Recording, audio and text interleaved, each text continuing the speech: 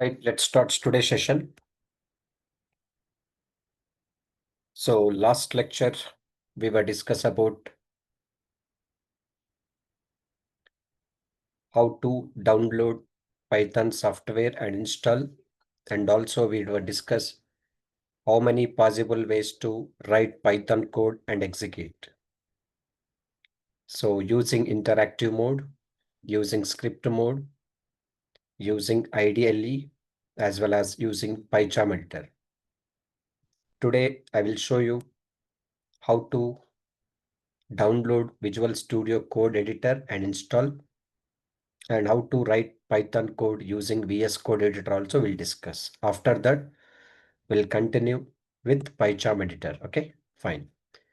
For my previous projects of Django, REST API, Flask, I have already installed Visual Studio Code Editor so that I can uninstall from my computer, so that I can show you how to download it and install it, right? So let's go to control panel here. Just for uninstalling Visual Studio Code Editor. Right here, this is Microsoft Visual Studio Code Editor. Let me uninstall it so that I can show you installation process of VS Code again. VS Code Editor also is a VS Code Editor also, it's a lightweight software. Okay. Now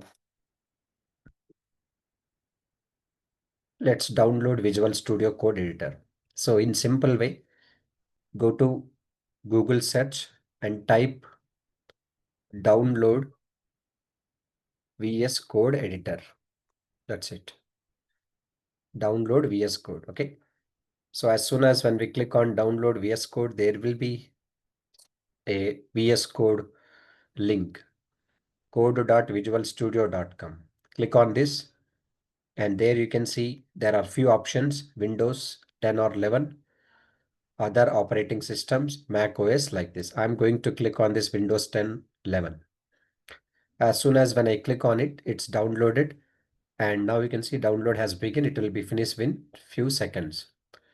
Once your download file is available, .exe available, simply you just close all the tabs and ready to install it. Go to the downloads folder from your computer and double click on Visual Studio Code Setup. Once you double click on it, and you'll see it will ask you to I accept the agreement. Click on next. Now it is going to be installed in C drive, same location, and it at least 434.3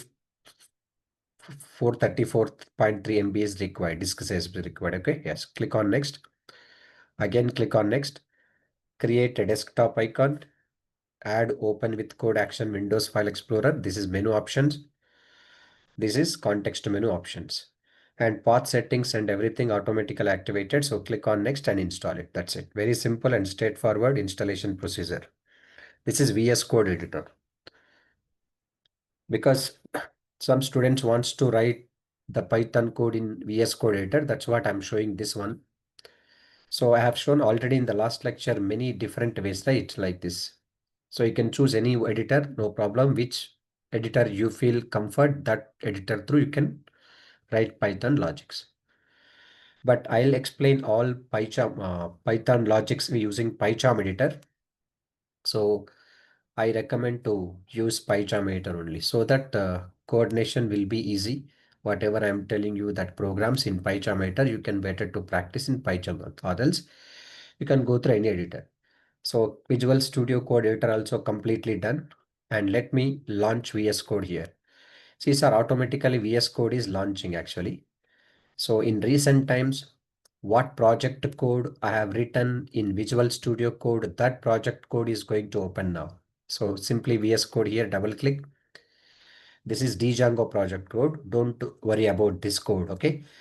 Because for the first time when we open or launch VS Code, you will not get this type of things. So you will get welcome message, welcome window will open. Okay. But recent times I have opened Django projects folder. That's what VS Code directly it is opening. But even background theme also will not be look like, okay? So it is dark theme only. Let me show you how to create Python files using Visual Studio Code. So first of all, I'm going to create one new folder in desktop just for saving all my Python files in this folder only with the help of VS Code. So create a folder name is simply Python 7 p.m. is my folder name, sir. Python 7 p.m. is a folder name. It's an empty folder, okay? Yes. Let's move to the Visual Studio Code. And already available folder is there, right, in desktop. So click on File menu and go to the Open folder and select the folder where we created in desktop.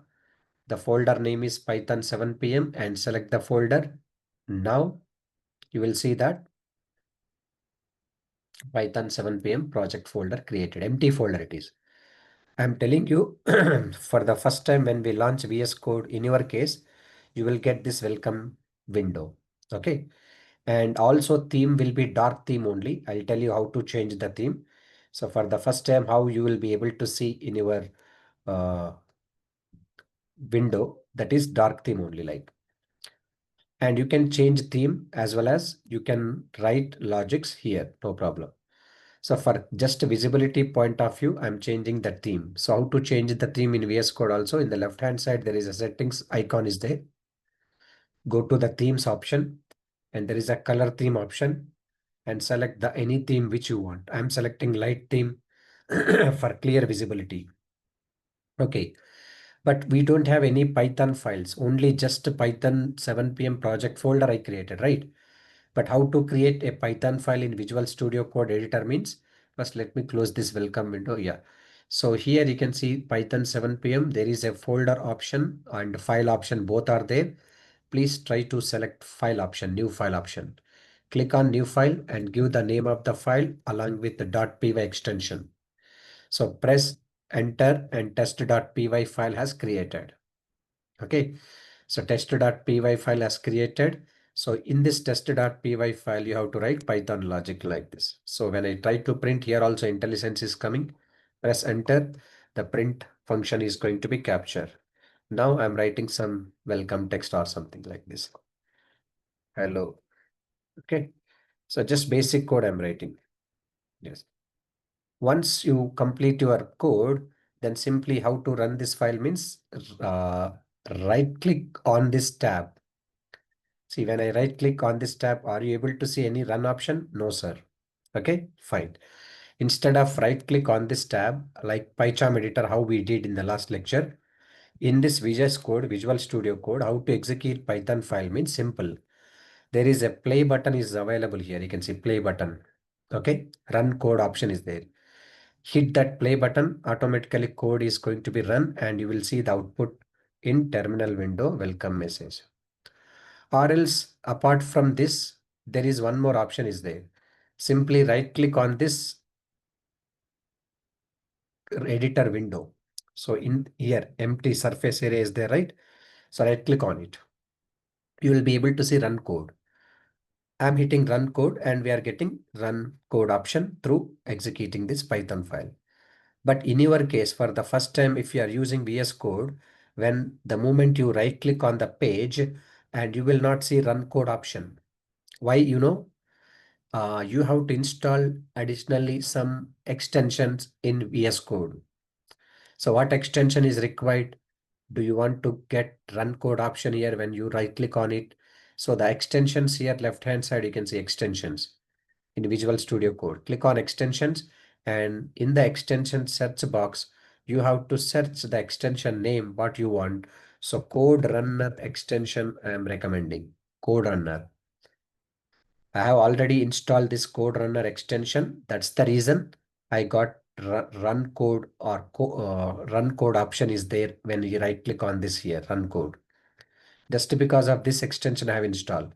So in your case, it will not be there for the first time. You have to select it and install it. You will see install option you will get. But for me, I'm getting uninstall option because I have already installed. That's what it's showing uninstall only. Okay.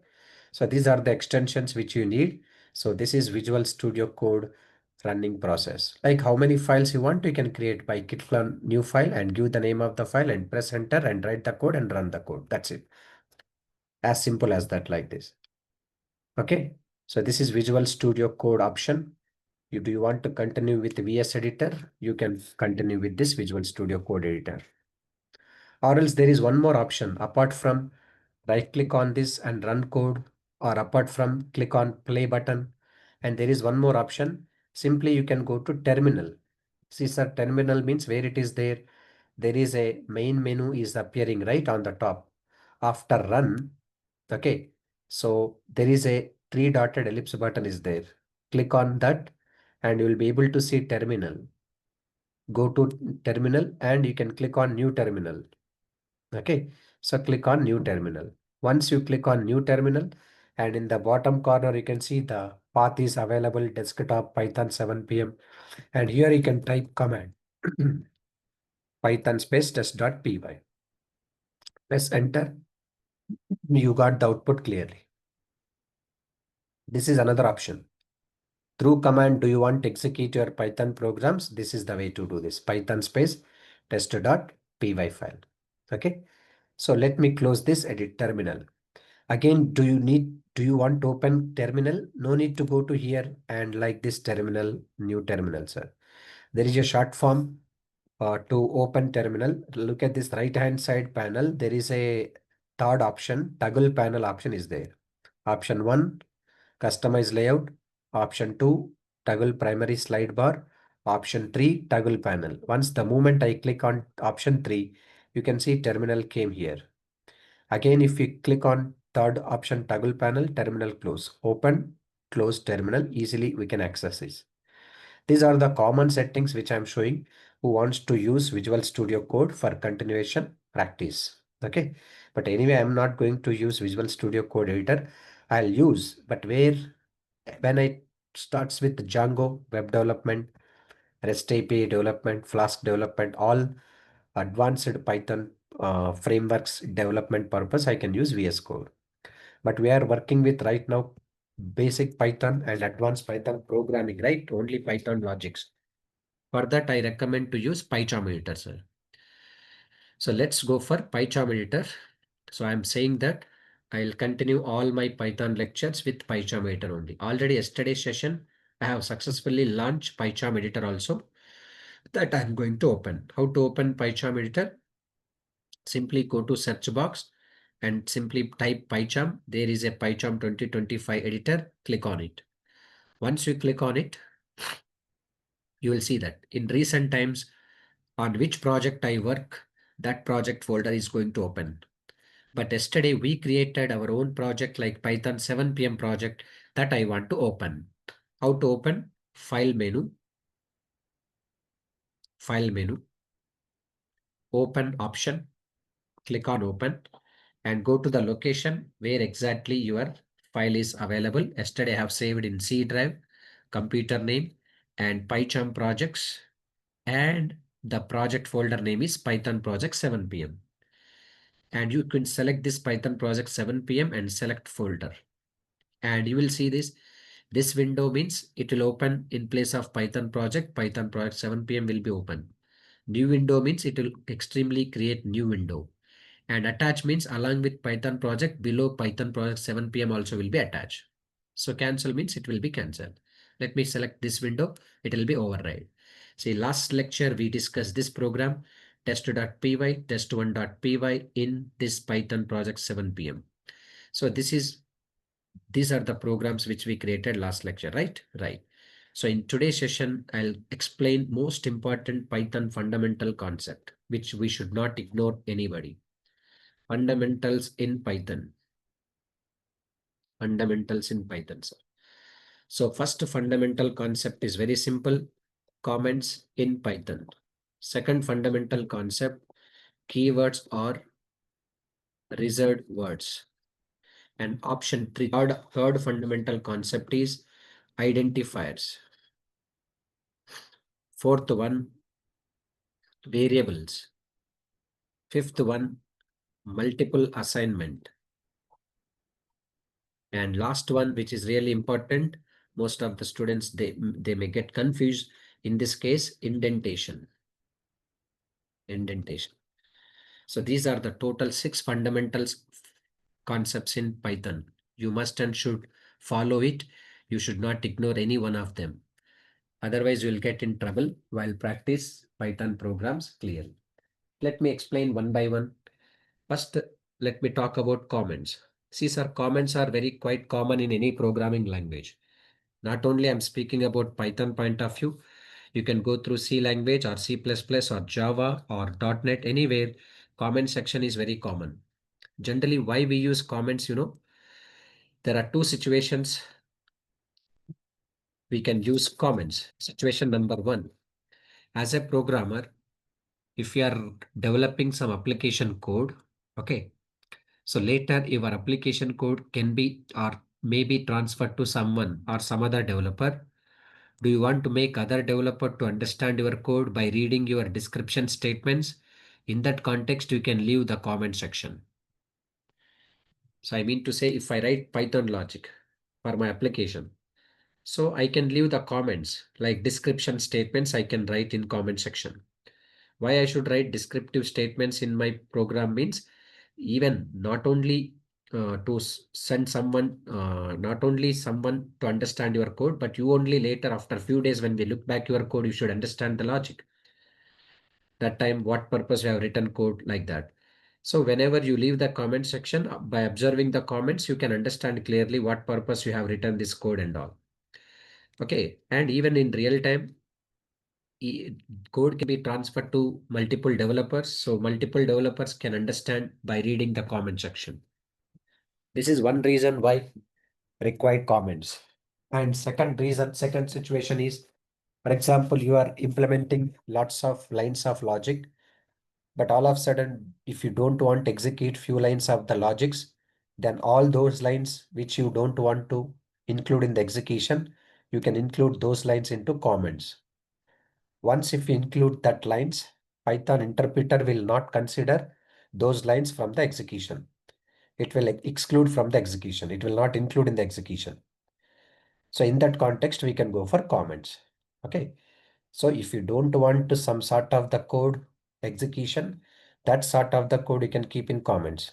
Again, whenever you need to include that in the execution, you can simply include by using uncomments option. But how to keep the comments in Python means every comment starts with the hash symbol in Python. No matter is this single line comment or multi-line comments always in Python starts with hash symbol. For suppose here you can see, this is my program right now. When I run this program test1.py, right click on the tab and run it, we got the result is 30. But along with this, I can write few more lines of code here.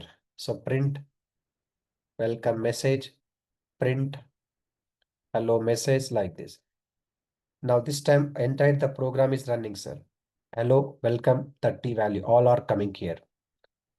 But in case if you don't want to execute these two lines of code, print welcome and hello, then what we can do simply starts with hash symbol. This is it, comment section. If I put these two lines in comment section, what will happen? Python interpreter simply ignore these commented lines. It will not include in the execution. It exclude from the execution. Okay. Yes. Again, do you want to include? Simply remove the hash symbol, which is uncommon, and it's including now. Okay. It's working fine. So this is exactly here. But one or two lines we can manage manually by putting hash symbol, right, sir? But if you want to include complete program, do you want to keep in comments means how we can? So there is a shortcut key in PyCharm editor or any editor. Control plus forward slash is the comment purpose. Again, same shortcut we can use for uncomment also. Control plus forward slash. Let's see. I'm selecting total program by using Control A means select all. I'm hitting Control forward slash all lines into comments. When we run, no code is running process. So total code I have included in comments. Again, uncomment means Control A means select all. Control forward slash means uncomment. So uncomment means including now. Not only this, comment and uncomment both purpose, we can use same shortcut control/. See, not only for this to avoid some lines of execution, sir. Do you want to write any description? Yes, this is my first program just to display the variable output like something. Any comment you can lead. This will not include in the execution process. Okay. So write your valid statements, which makes to understand other programmers when they look your code. So this is the purpose of comments in Python programming. Control// is a shortcut key. Okay. Yes. Next, next,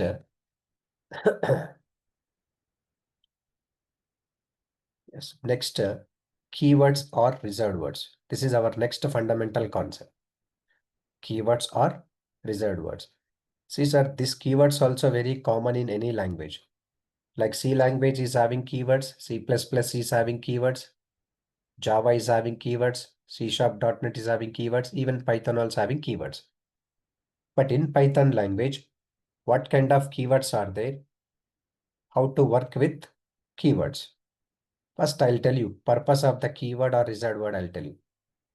See, sir, every keyword is called as reserved word.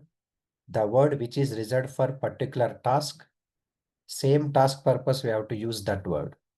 You can't use that keyword for other purpose. Okay. Yes. For example, one of the keyword is there. If is a keyword. In Python, if is a keyword actually. This keyword can be used for what purpose? To check conditional. This is for conditional check purpose we can use. Suppose def keyword is there in Python. This is to define a function. Yes. To define a function. So every keyword is having its own purpose. You have to use that keyword for same purpose. You can't use or you can't change its purpose. Okay. So this is a keyword. First, let me include the statements how to bring all the keywords which are present in Python. Okay.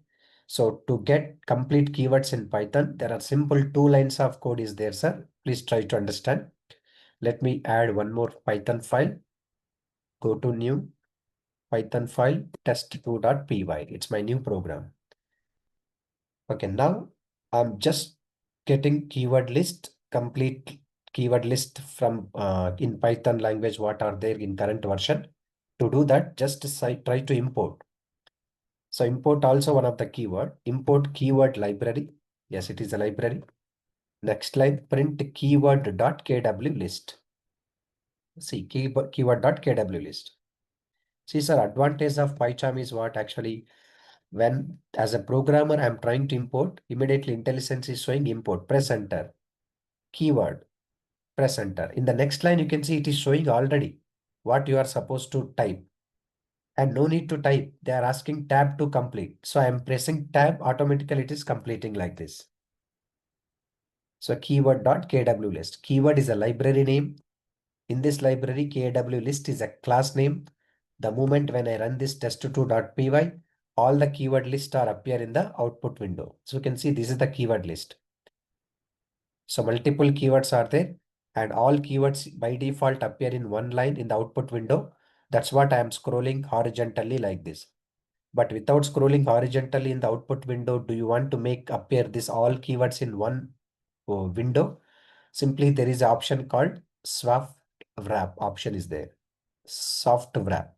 Click on the soft wrap, automatically it will be appear in one list format. This is complete keyword list. See, every keyword is reserved for some particular task in Python, sir. You have to be careful. So no keyword can be used as your personal use. As I said here, if is a keyword, this can be used only for conditional check. For example, here in my program, if equal to 100, I'm printing if only. So how I am using this 100 value? As a variable, right? But is this possible to use this if is variable? No. It should not be like variable. It should be like a keyword only. So it is a keyword only. So you are using as variable now. So this keyword is just for conditional check, but you are using different purpose. Syntax error, invalid syntax, line number 3. For example, IFF I am giving. Yes, it's a valid. Why? Because you are saying that your variable name is IFF. There is no keyword name called IFF like that. So apart from keyword name, we can use any name, no problem at all. So just I'm telling you, no keyword can be used as your own purpose like variables and all, because every keyword is reserved for some particular task, for which task the keyword has reserved same task purpose you have to use.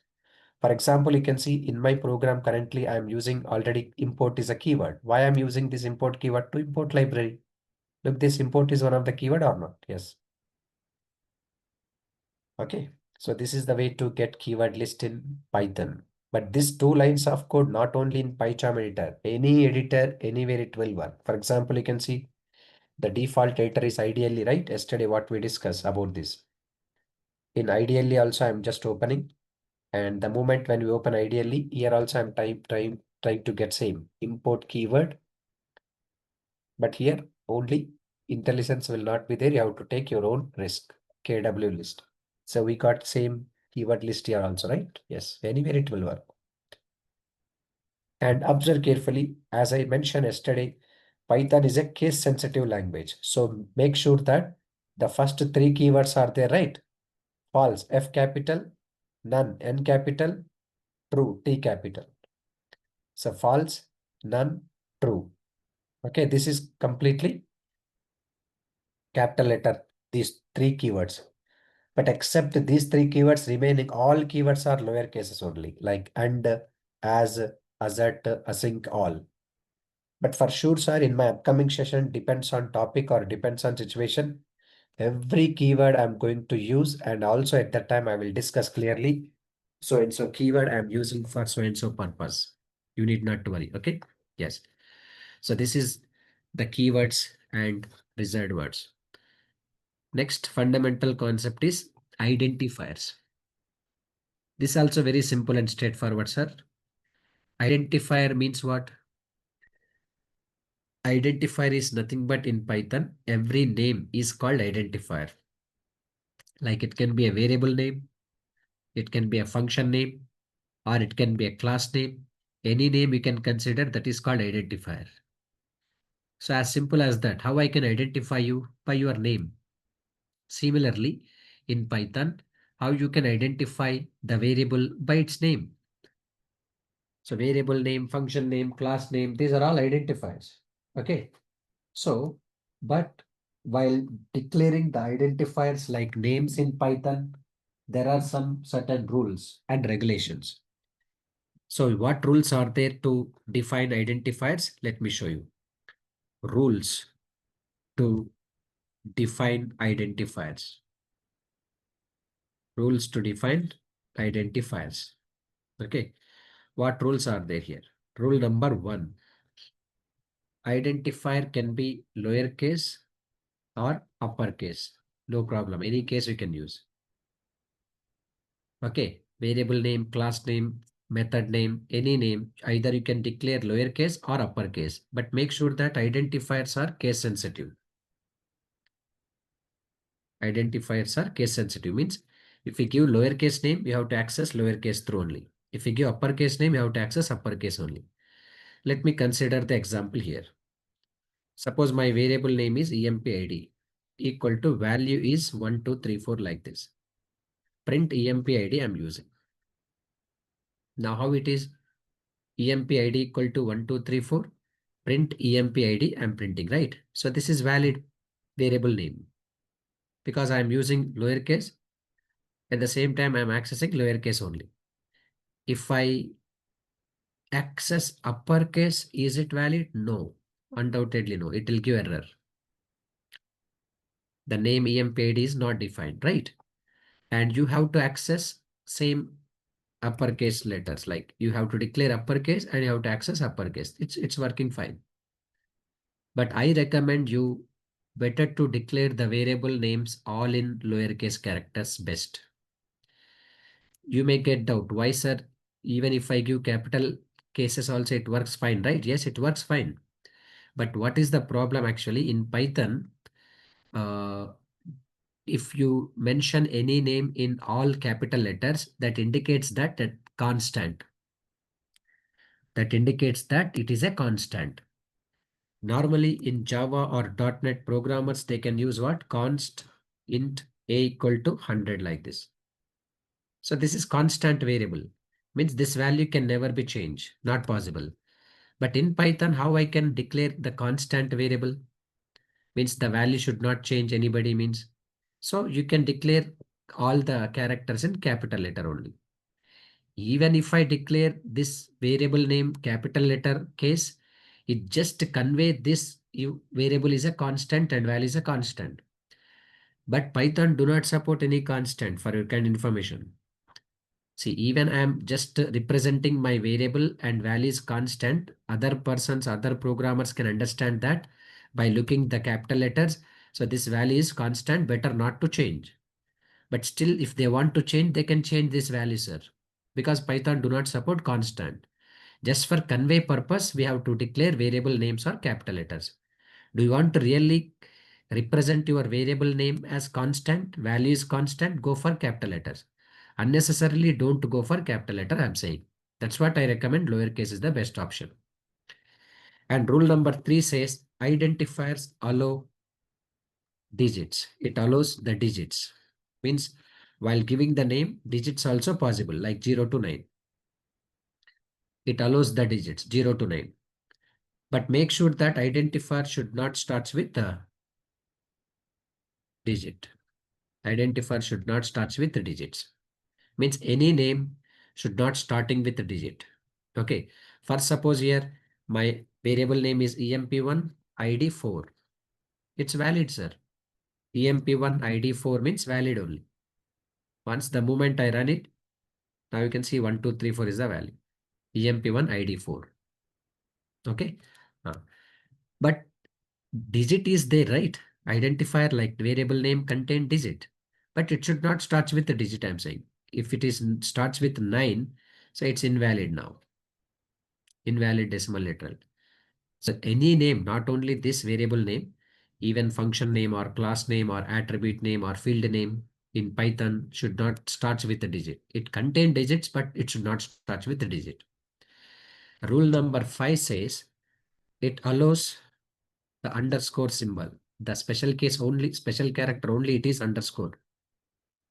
It allows the underscore. No other special characters allowed, like hash symbol, asterisk, question mark, dollar sign. No, only underscore. But that to underscore, why it is allowed? In case your variable name or method name or class name is having multiple parts, you can combine those parts by using underscore sign. Okay. It allows underscore, but identifier should not be two or more parts. Two or more parts of the name is not valid. Let's see. EMP is one part, ID is another part. Okay. So EMP is another, and ID is another part like this. So there are two words are there, but we have not combined these two words together by using underscore sign. It is invalid syntax. So at least you want to separate the words, better to give underscore sign. It works well. Okay. Yes, this is the rule number 5 and 6. And rule number 7 is what if any identifier means variable name or method name or anything, if any identifier starts with underscore, then it is private. Starts with an underscore, then it is what? Private. Private.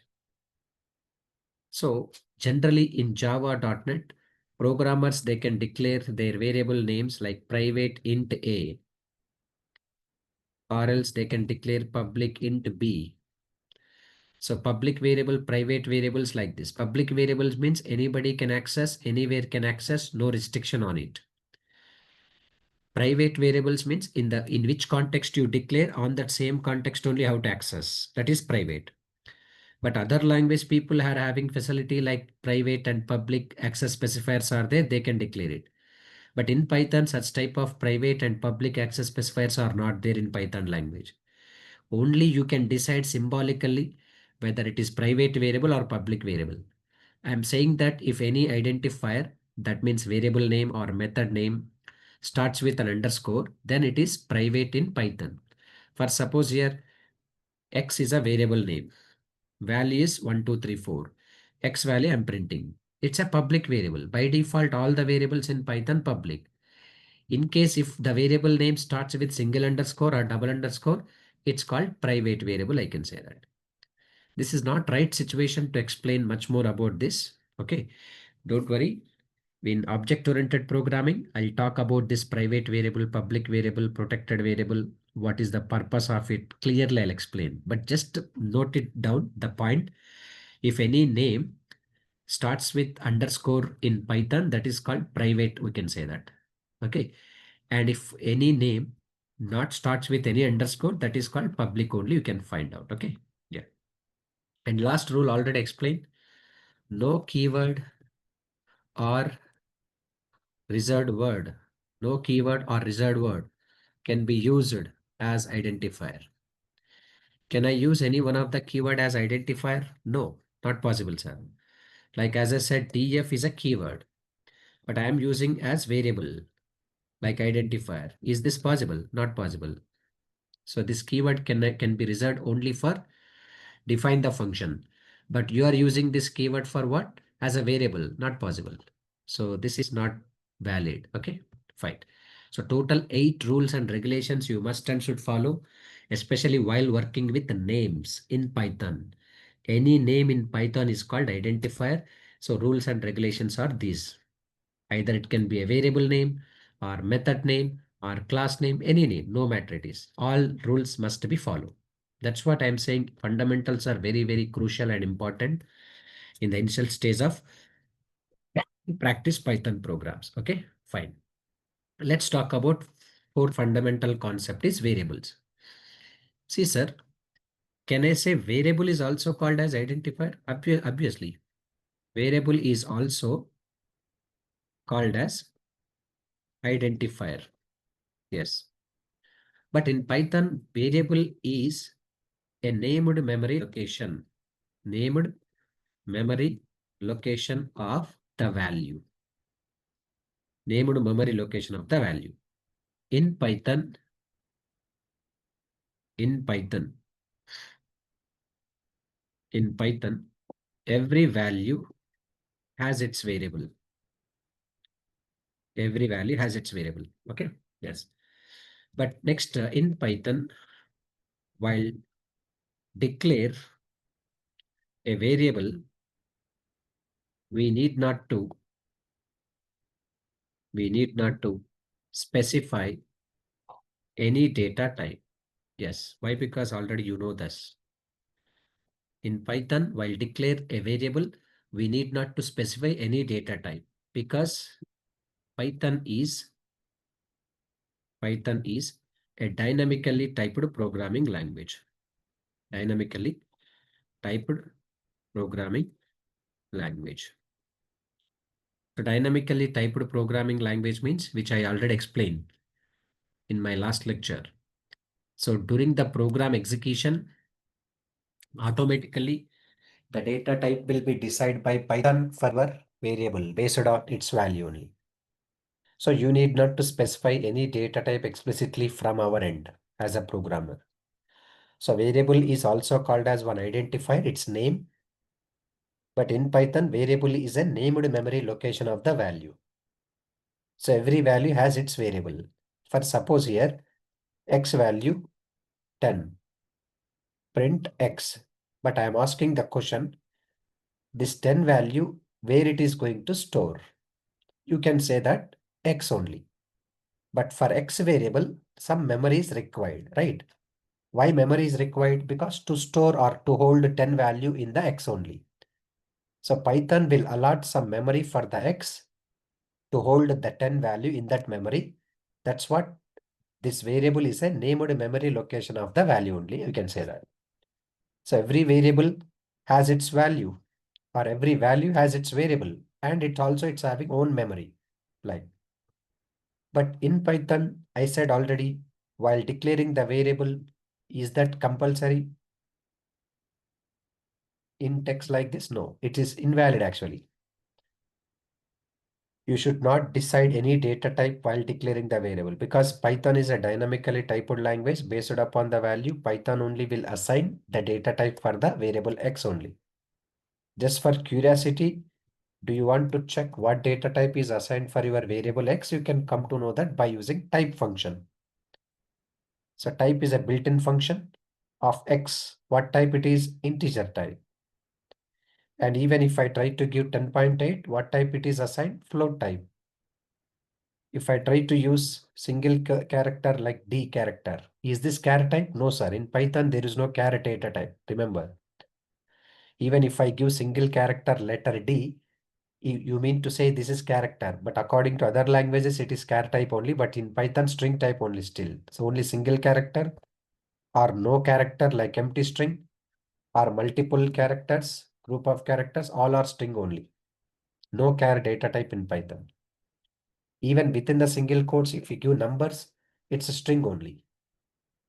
But once the moment I remove this single quotation marks, it's an integer only. Integer don't have any proper size. Okay, unlimited integer values we can store in Python. Look at this integer type only, no proper size, unlimited. So this is variable and it's called memory location. But can I get memory location of this value? Yes. In Python, there is a built-in function. The function name is called ID. Listen. So ID is a built-in function, sir. So it is a built-in function. Built-in means predefined.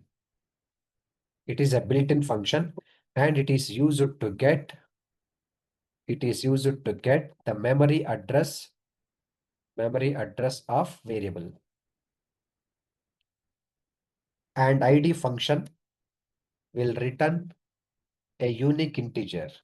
Yes, it will return a unique integer always. Always it will return a unique integer. That unique integer is a memory address number, sir. In case, do you want to get memory address of any variable? Then we can apply what function? ID function. Let's apply ID function for my variable. Suppose print ID of X. So ID means identity. It stands for, okay? So when the moment I apply ID of X means, so you are going to get memory address of 10. In which memory it is going to store? This memory address, base memory address number. Or suppose Y variable, another variable I'm taking 20. I'm printing 20 also, Y variable. Type is not required, okay? And ID of Y I'm taking. What do you think about this, sir? Will it be same memory address or a different memory address? Undoubtedly different memory address, right? Because X value is holding 10, Y value is holding 20. Python will decide for X variable and Y variable purpose two different memory addresses. Now 10 is going to store in this memory address, 20 is going to store in this memory address. Okay. So that means two different memory addresses are pointing here. For suppose here, let me open the paint option. So values are different, sir, actually. Suppose this is one memory and this is second memory. And here in this memory, 10 is going to store. In this memory, 20 is going to store. But notice this in this memory, address number is this one where we can store in 10 value here. This is 10 memory address. And at the same time, 20 value which will store in this memory address. Here, 20 value is going to store in this memory address. So both are pointing different memory addresses. So this is A and this is B. When user is trying to print A means A value will be collected from this memory address. Value of A is 10. When we print B means B value 20. So Python will assign like this. But in case if the value of Y also same like 10. Now this time what will happen? Anyway, only one value, same type of value, but we can assign two different variables. So Python will arrange only one memory for this. 10 is going to store in that memory. Memory address is this. This memory, two variables are pointing. Either you can go through X is also pointing same memory address, Y is also pointing same memory address. So X value, Y value, both are representing same memory. You can visit into that memory with X name or Y name, you will get value like 10 only. So this is exactly ID function, how it works. Identity means to get the memory address of the variable purpose, we can use ID function. It is a built-in function in Python. And this is the variable definition. Variable is also called as one of the identifier, its name. Variable is a named memory location of the value. In Python, every value has its variable. In Python, while declare a variable, we need not to specify any data type because Python is a dynamically typed language. So based upon the value, by default variable will get data type automatically. You should not think about data types much more. Okay. So this is about variables, rules to define identifiers, keywords or reserved words, comment section, and how to work with the different editor tools. All we discuss in this lecture. In tomorrow lecture, we will continue with multiple assignment as well as indentation levels. These two also important fundamental concept we'll discuss in tomorrow. So this is the last demo lecture which we have finished successfully. Okay, from last 4 days onwards, we are in discussion of complete introduction and full stack development subject related things. So 4 demo lectures are completed, sir. Now, do you wish to continue really my lectures from tomorrow onwards? Before going to tomorrow's session, you please feel free to contact DurgaSoft. So for enrollment process, only enrolled students, you will get a new link. This link will not work from tomorrow. Okay. So please contact DurgaSoft immediately if really wants to continue the session without missing any concept. For more clarity, immediately contact DurgaSoft and complete your formalities and joining formalities. Once you complete successful enrollment process, I'll collect your mail IDs from DurgaSoft. After that, I can start share the video lectures. So far, 4 video lectures are there, right? That video lectures along with you will receive this core Python PDF material to your mail, sir. This is the PDF material which I want to send in the first step, like core Python PDF. Once we complete core Python, after a couple of days, like 20-25 days, advanced Python will be start. At that time, advanced Python material I'll send. Total core and advanced Python, the duration is 50 to 60 working days. It will take, okay? So up to 2 months.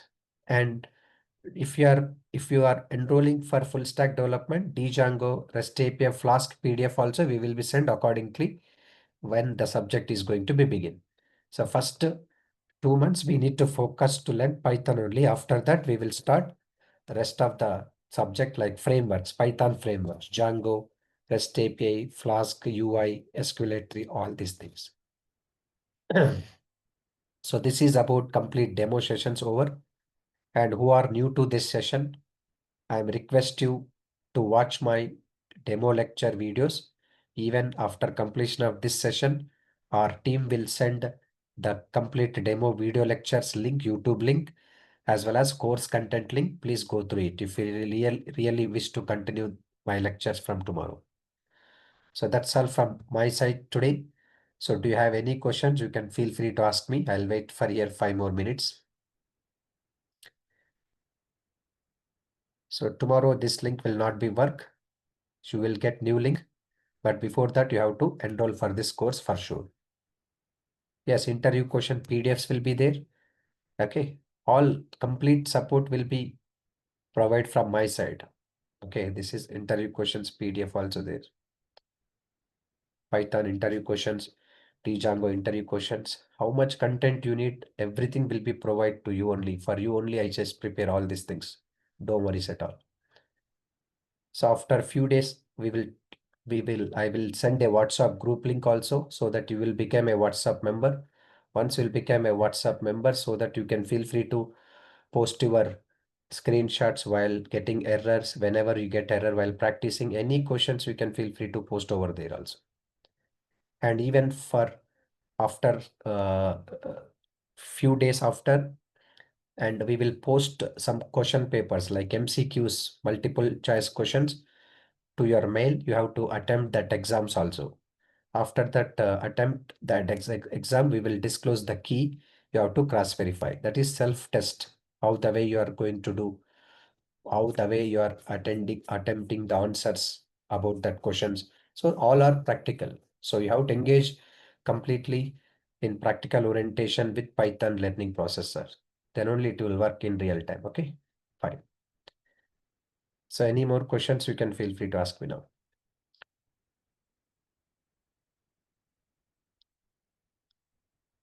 Yes. But at last, from my end, I would like to say, so I hope you understand these 4 days what I disclose if you follow my lectures from the day one itself. But after ending of the course, once you enroll for this course, after ending of the course, one thing I can say, if you enroll for my course, I will not disappoint you. That much guarantee I can give you. Yes, yes, everything we will help. Sai Krishna.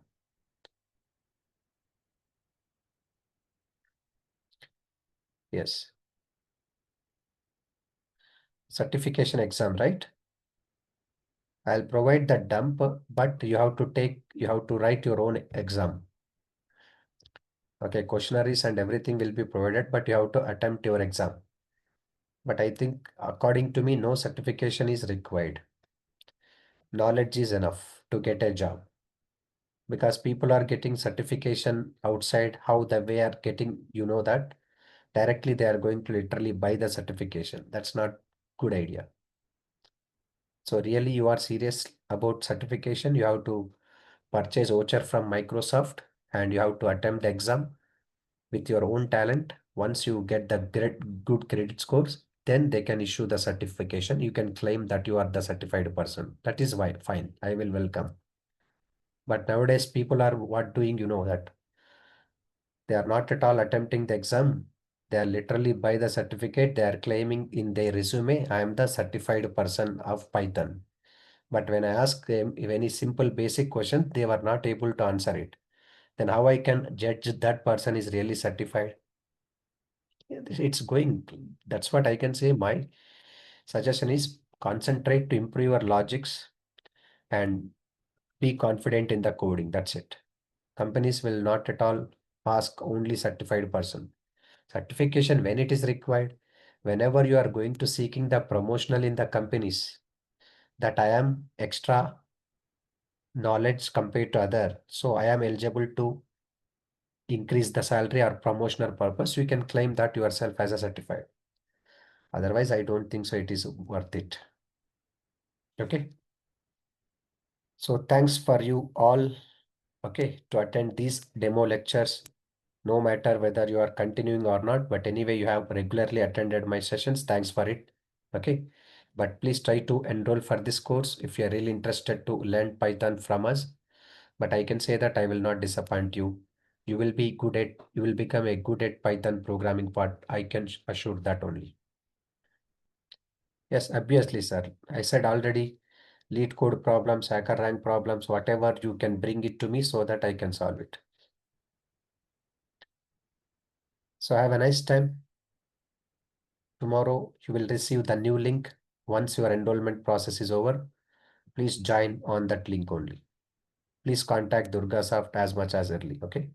So that you will receive video lectures and PDF. Thank you, sir. Have a nice time. Yes, yes, everyone will get new link once your enrollment process is over, sir. Okay. Please contact DurgaSoft. Obviously, you'll get a link.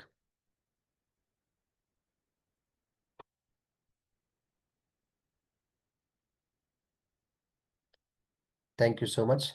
Have a nice time.